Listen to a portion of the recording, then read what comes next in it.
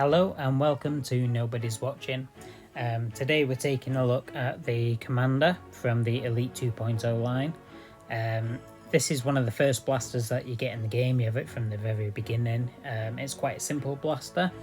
It's a central blaster and it's only got a small rotating barrel with 6 darts. So let's have a look at the stats.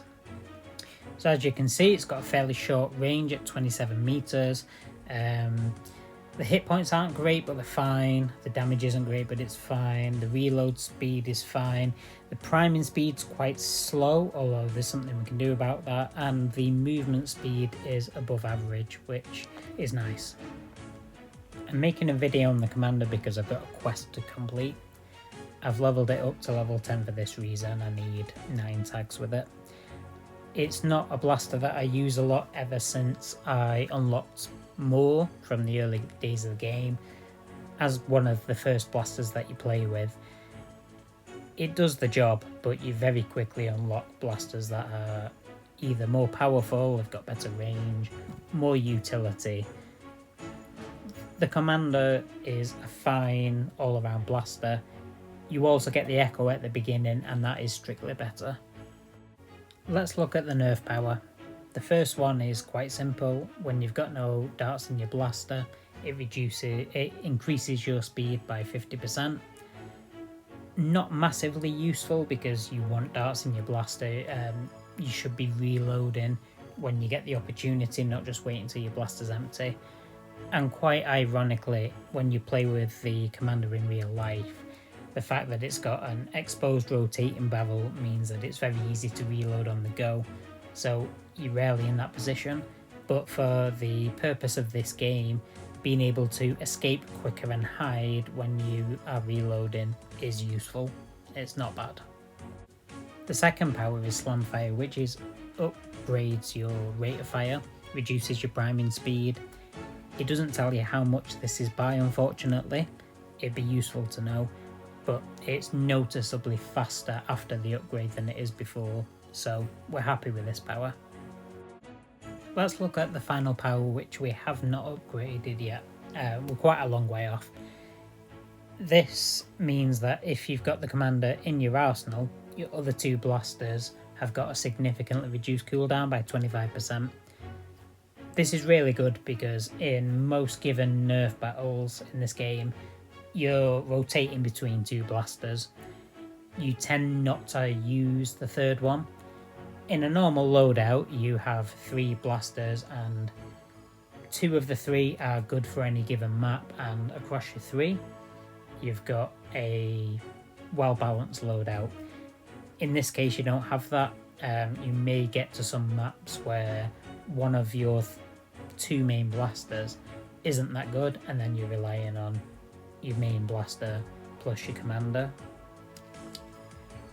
So it does have a downside as well. But I really like the flavour of the power because when you use the Commander in real life, it's a sidearm, it's an emergency blaster, it's not something that you're aiming to be using most of the time, it's just sitting in your holster. So it really does fit because if you are resorting to using the Commander, it's because everything else is spent. So in that respect, I quite like it, but the reduction in utility isn't great.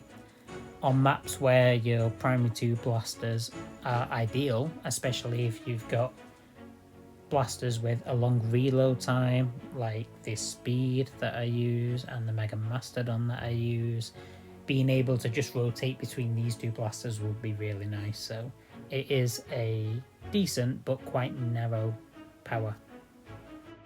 To increase the utility of this blaster, I'm using the Dragon Power card. It increases your damage and your movement speed by 50% for 6 seconds, which as a center blaster is ideal. Okay, let's have a look at some game footage. So this is a decent map to use this weapon on, although to be honest there's no map where the Commander's bad. It's fine on any map. It doesn't really excel on any map, but I would prefer, because it's a center blaster, to use it on a map like this. The Dragon Power is going to come in clutch.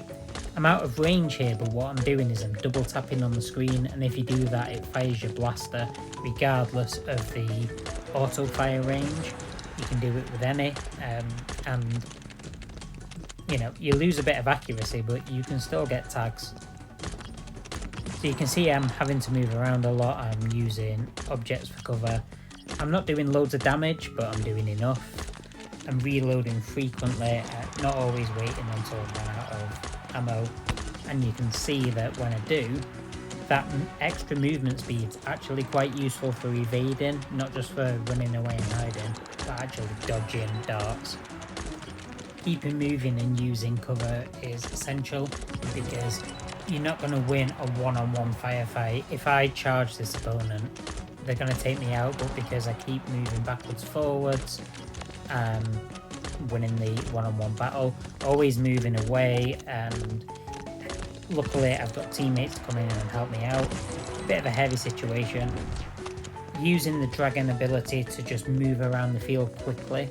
I do this quite often. It's really nice to have the extra damage, but to be honest, sometimes you just need to move. Okay, we're nearly win. Just get one more tag and there's the victory.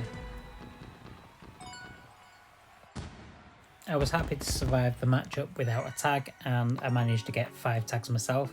65,000 damage is very respectable.